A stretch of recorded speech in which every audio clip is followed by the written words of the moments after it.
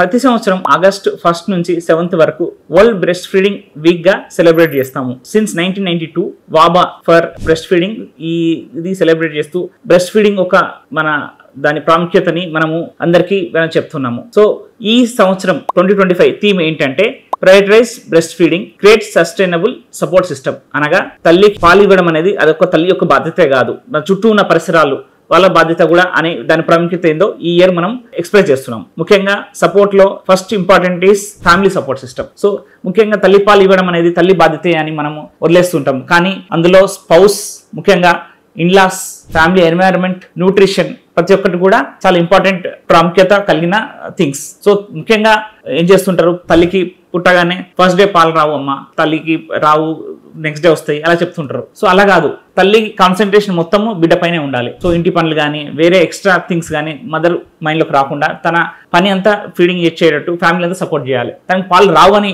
Negative విషయాలు ఏ మాత్రం చెప్పకూడదు. ఎందుకంటే ఆవు కానీ గేదె కానీ పాలు రావట్లేదు అని చెప్పారు కదా, మనమే ఎందుకంటాం పాలు రావేమో, వస్తే సరిపోవేమో, ఇలాంటివి మాటలు వాడకూడదు. సో ముఖ్యంగా ప్రెగ్నెన్సీ ఉన్నప్పటి నుంచి తల్లిని ప్రిపేర్ చేయాలి. అమ్మ ఫస్ట్ ప్రెగ్నెన్సీ అయితే అమ్మ పాలు వస్తాయి, ఇవ్వాల్సి ఉంటుంది, ఫస్ట్ డే ఇవ్వాల్సి ఉంటుంది. First 1 hour is very important. చాలా మంది మిస్ అయ్యేది అంటే గోల్డెన్ అవర్ లో రొమ్ము పట్టిస్తే, బ్రెస్ట్ క్రాల్ చేపిస్తే పాలు వచ్చే అవకాశం చాలా చాలా ఎక్కువగా ఉంటుంది. ఎందుకంటే ఇప్పటికీ మనము 90% డెలివరీస్ హాస్పిటల్ అవుతున్నా 40% బ్రెస్ట్ ఫీడింగ్ ఇవ్వడం అవుతుంది. సో దీన్ని పెంచాల్సి ఉంటుంది. So breast feeding is best feeding. So support system ఫ్యామిలీతో పాటు work place, if she is working at somewhere, work కూడా వాళ్ళు కూడా సపోర్ట్ చేయాల్సి ఉంటుంది. మెటర్నిటీ లీవ్ ఇవ్వడం కానీ, సో బ్రేక్స్ ఇవ్వడం కానీ, వారితో పాటు హాస్పిటల్ సపోర్ట్. సో మా Paramitha hospital we are baby friendly hospital initiative మేము ఫాలో అవుతాం. అంటే మదర్ కి అన్ని విధాలా మేము సపోర్ట్ చేస్తాం. There are 10 steps in that, అవన్నీ ఫాలో అవుతుంటాం. ఫోర్త్ సపోర్ట్ సిస్టమ్ ఇస్ మనం తనకి ఇచ్చే సేఫ్ ప్లేస్ ఫర్ తన బ్రెస్ట్ ఫీడ్ ఎక్స్ప్రెస్ చేయడానికి, clean and safe sterile space తనకి ఇవ్వాల్సి ఉంటుంది. మిల్క్ ఎక్స్ప్రెస్ చేయడానికి బ్రెస్ట్ పంప్ అవసరం. కొంతమందికి